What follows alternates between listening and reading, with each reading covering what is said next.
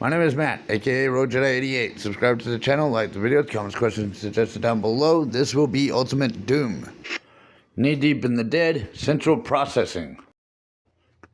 From here, we have a number of guys in this front brim area, or this outside section rather. We're gonna kind of pick them off from our front end. Some of them might kind of work their way to us. There are health and armor items right in this area where we're at. Don't forget to snag those up.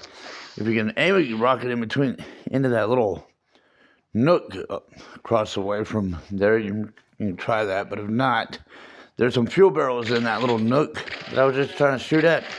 If you can't get a rocket from where we were, you can just come over here and shoot the fuel barrels. Now we're gonna come over here to the right because we got to get a key first. But when we enter this room, the wall behind us is going to close and lock us in. 2, when we grab the red key card, try not to shoot the fuel barrels. I like to try to reserve the fuel barrels for what's about to come when we grab the red key.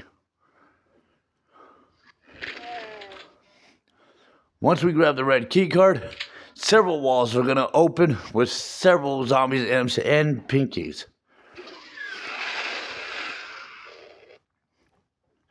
And just now, the wall behind us, it's like on a timer. I don't know, I want to say it's about 45 seconds to a minute. It might be a full minute that it stays closed. But once it opens, stick around and kill these guys because it's part of your 100% kill counts. So, and then there's some armor items. There's armor items inside the wall areas that opened up with these guys. So you're going to want to go check inside each and every single one and pluck out the armor pieces, the armor items. Once we've done that, we'll make use of our red key card.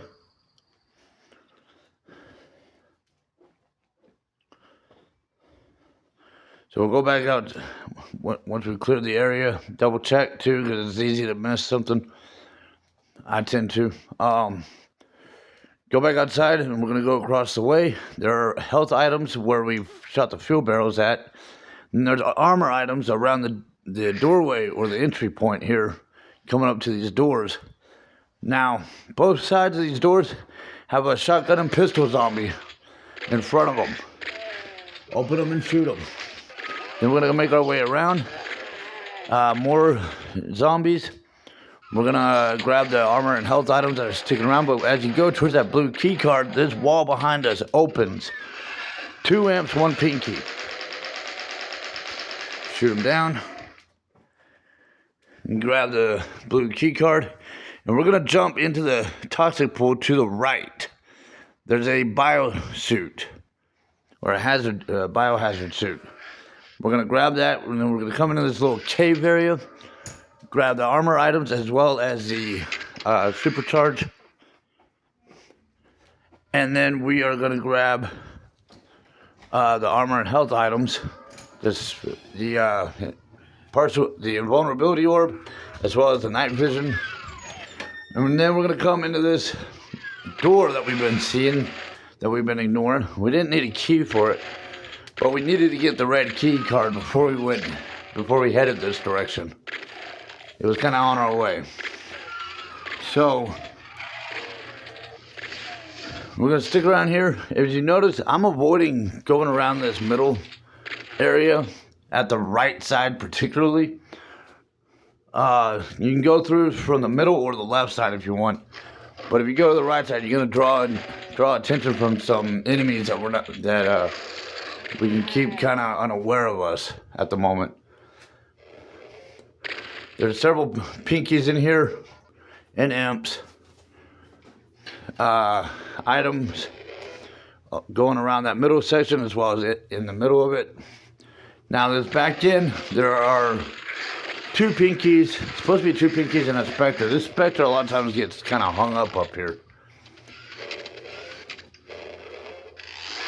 So you might have to come up to him. If you're still working on chainsaw, you can go for that. And now we're going to come out here, the area I was wanting to avoid drawing attention. And it really was just simply from those couple of zombies. Not like they would have been a big threat. But Why draw more attention from those that we can actually go to ourselves and surprise? So when we step towards that blue key card door, we're not gonna open it just yet. This ledge dropped, kind of like in the hangar mission. We're gonna come behind it. We're gonna open the walls, grab the yellow key card. Now with this, we could easily just kind of skip the rest of the level, or the chunk of the level. Now that we have that kind of easy access to the yellow key card, but we want our 100% completion, right? So we're gonna stick around here, keep killing off these guys.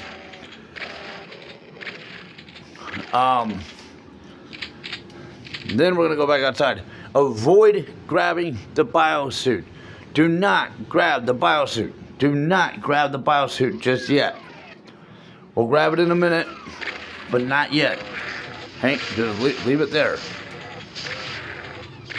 We're gonna come through the door for the blue key card. It's a little bit of a maze and it's a little dark, but it all interconnects with each other eventually. There's a bunch of imps and zombies all intertwined. There's a bunch of armor and health items inside each little cave sections. Be sure to grab every single one of them. Double check the area if you need to. Like I said, it's a little bit of a maze. Looks like a maze, but it essentially kind of circles around each other. That's basically what it. I mean, they all interconnect with each other and they go in a circle. They eventually feed right back to each other.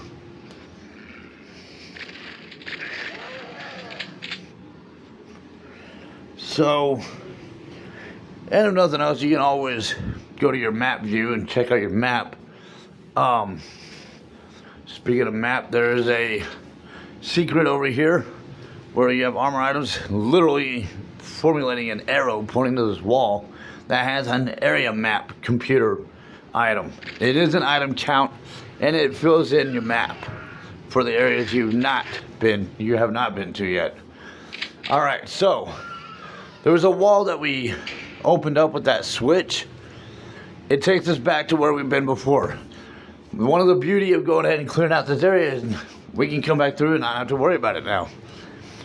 Grab the biosuit, now run back behind where those 5 imps came out from behind it. We're gonna come all the way back here. There's a secret area. We're gonna come down here, shoot up these shotgun zombies. If you are able to, if you can get a good aim on, or a lock on someone, you can shoot the rockets through the windows. Careful not to hit the wall. But you can kind of clear the house just a little bit. It may not be a thorough one, but it'll kind of thin them down a bit. Of course, you will have alerted a bunch of guys. We're gonna come up that lift, shoot up the guys. We need to come up the steps to the right of where we entered to hit the switch. There's a biosuit behind the pillar in the toxin pool to the far back left from where we enter it. That switch that we hit opens this door. Now when you go in, it's gonna close behind you. Once again, it reopens on a timer. It has a timer. I think it's set for about a minute. So if you need back out, just be patient. It will reopen.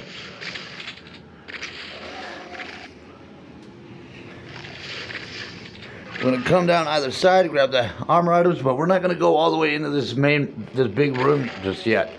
Do not run into this big room just yet. We can kind of pick off the guys from the side as well as from an overhang balcony. That's right, there's a balcony right here. And when we come up here, we can kind of pick off some of the guys from up here. We might not be able to pick all of them off, but there should be about three zombies and a pinky we can shoot up at. But if they get underneath us, then yeah, we're gonna have to come down. Once you enter this room, there's a shotgun zombie right by this button. When you enter this room, grab all the items. Do not go towards that button just yet. Do not go towards that button just yet until you've grabbed all the items. Because there's about to be a bunch of dead corpses in here. And the dead bodies can be covering up the items, making it hard to locate any if you're missing any at the end. Now go hit that switch. These walls opened up. The switch opened up the wall to the right. Just simply walking in here opened the wall straight ahead as well as the one to the left. The switch, like I said, opened the wall to the right. You have a bunch of pinkies and specters. If you're still needing your chainsaw achievement, this is a perfect opportunity to kind of rack up that score right here. So now we're going to go towards the exit. There is a specter hung up in the wall, literally programmed inside the wall here. You got a freebie punching bag, a punching bag freebie here. Just make fun of him, poke at him for being stuck in a wall. Like, dude, how'd you let yourself be born inside a wall? Anyways, you kind of check stuff over. Okay, now that 25 fist kill, I killed him with a fist, and yeah, I got kind of the point. But it's 25 kills in a single level. Our best chance of that is going to be when we go to Shores of Hell episode.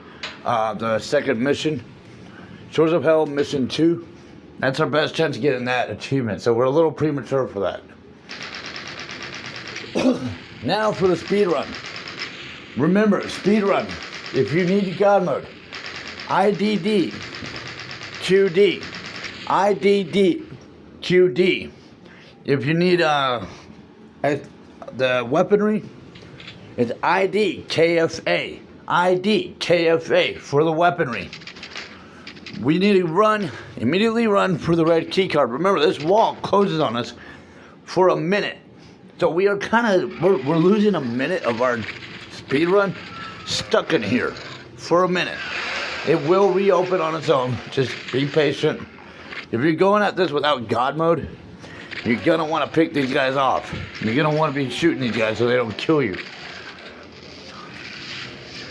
And if you're going at this without God mode, I salute you, because the third and fourth mission, we're already cramping my legs on this one, on these attempts.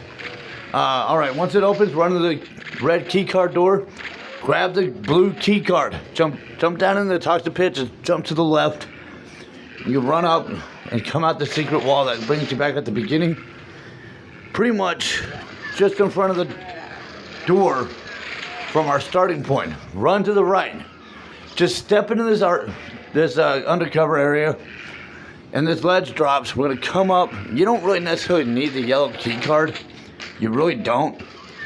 But step down the stairs, and then step back up to open up the secret wall behind where these imps come out of.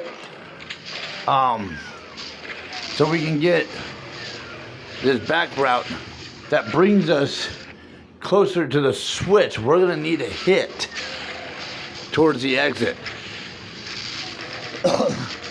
So when you come back outside here, ride the lift up, go hit the switch so we can go through the door that leads to our exit. This door will not open without that switch being flipped. When it come down here, take out the pinkies and the specters. I forgot to mention, when those the walls that we entered in here closed on us during the 100% walkthrough aspect, they do reopen it within a minute. But anyways, when you come into that last big room, hit the button and just make your way through the crowd so you can get to the exit button. And that is the speed run. Now, once again, I've been showing what I call Rage Room. I don't know what anyone else might call it. I call it Rage Room.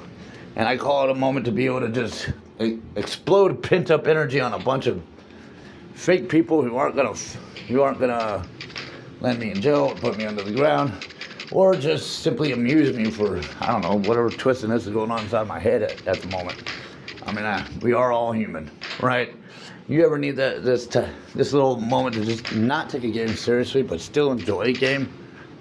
Gotta enjoy what you can do with it, other than just 100% completion counts and trying to race to an end. You know, there's other things you can do with this game, and what I call Rage Room is one of them. What I do, essentially, I start from the beginning of the level, I wake everybody up without shooting them unless I absolutely have to. The only time I shoot them is if they're roadblocking me, or if they're kind of in an area that I'm not going to want to backtrack to later whenever my time to rage comes to shine. But for the moment, we're just kind of waking everybody up. Again, but with this level, you got these freaking walls that like to close on us for a whole minute. So just gotta be patient. I mean, you could turn around and watch the guys kill each other off in this room while you're waiting for the wall to open. I mean, how's that not amusing? Bunch of brain dead zombies just picking at each other.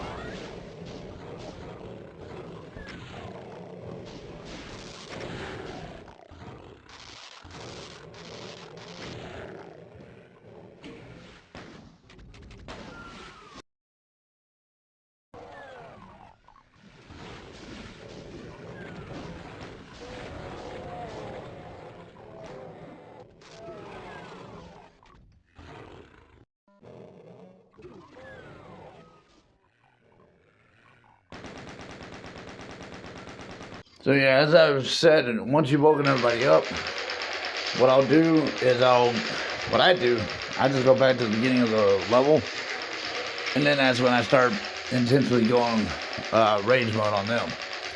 Open my rage. Try to see if I can locate where they've all scrambled out to. I'm gonna say this though. If you're ever curious as to like where these guys are like by program confined in certain areas or cannot cross in other areas, this is a perfect way of kind of finding that out.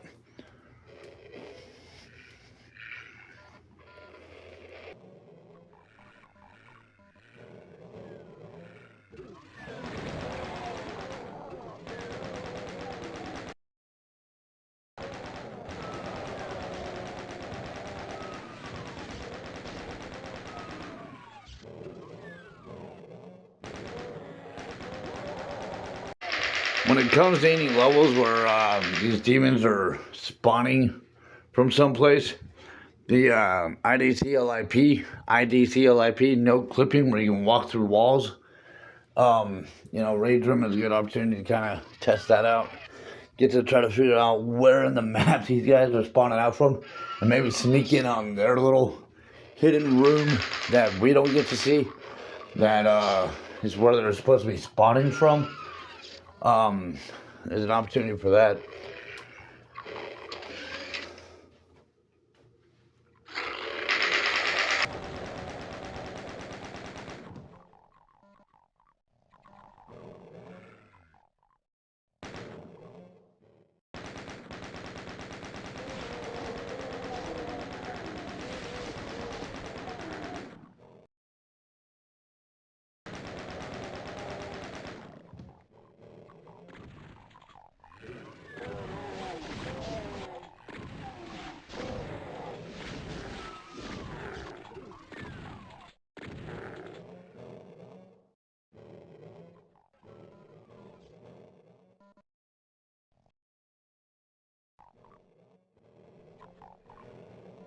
And once again, Rage Room is not meant to be taken serious. It's not meant to be trying to get a perfect score, although you can if you want. I've been known to do it myself.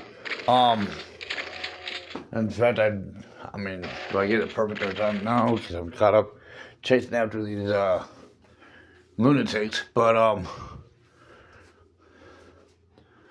these mad demons, raging demons. But if you wanted, to really challenge yourself to be able to have for the perfect 100% completion when there's so much more chaos going on. Because here's the thing. When we get into Doom 2, that's going to be a regular thing in the in-game play. In the in-game play out for our 100% walkthroughs. There's a lot of almost first concepts of gaming horde fights that takes place in Doom 2. You got to remember, Wolfenstein was the first 3D shooter game that ever come out. Then it was Doom. Then it was Doom 2. These games that we have nowadays, in today's generation, where we get to have these little horde battles, where do you think a lot of the ideas came from? It came from games like Doom. They were kind of where the first concepts of them were coming out at. Maybe even some of the arcades as well prior to this.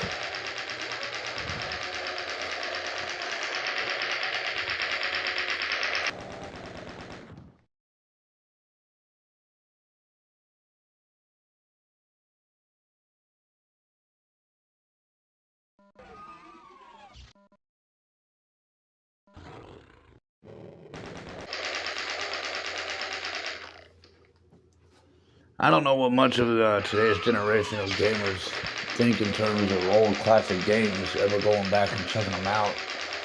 But I mean, for me, it's a thing of nostalgia. It's a lot of what I grew up on. So, but that was central processing. Next is computer station. Yeah, I'm gonna get a new capture card here hopefully this next week, so I can address the sound and video edit issues. But That should be addressed tonight, hopefully this next week, so my future videos aren't so choppy. Yeah, we'll be going into Computer Station of Knee Deep in the Dead episode next.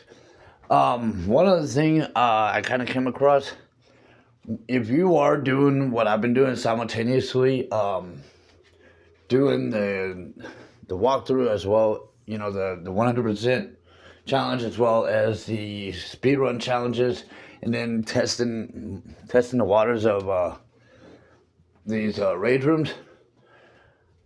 Keep separate files and save files and know which one to go into, but be careful, because I ran into an incident just last night when I was trying to record this, where I accidentally slipped into the wrong file and I had to restart my speed run from the beginning back to this point. So I got penalized from the achievement count score. So you might consider keeping the raid room concepts separated from your in-game achievement efforts until they're completed.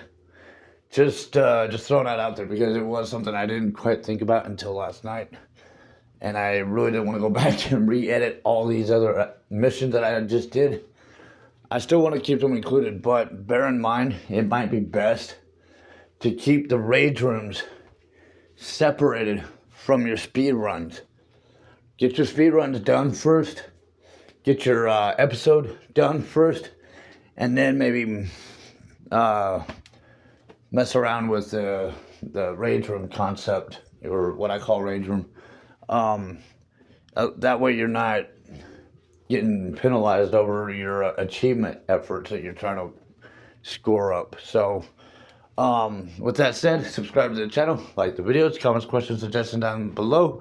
This was Doom, Knee Deep in the Dead, Central Processing, and thank you for following. May the Force be with you.